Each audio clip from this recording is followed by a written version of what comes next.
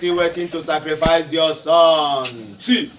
What are you still waiting to sacrifice your son? I don't need all these things. I don't need all these things at all. See, I'm trying to negotiate with him so that I will know, because I cannot come and sacrifice my money. So this money, I have money, I will give him. We will negotiate. You have only 3 days to sacrifice your son. To sacrifice who?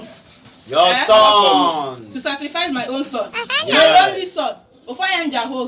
So second one, you have only 3 days. You have overstayed your welcome. You start working.